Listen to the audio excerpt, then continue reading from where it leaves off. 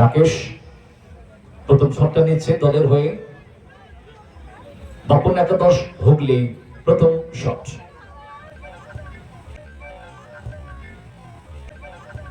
Shot, এটা ভাগ্য তৈরি হয়ে গেল। গড়ে শট নিচ্ছে।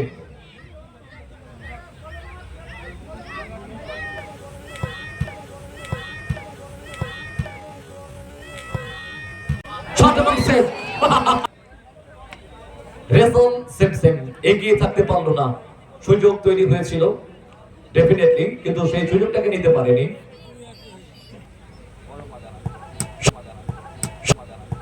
শট এবং সেভ। সুশান্ত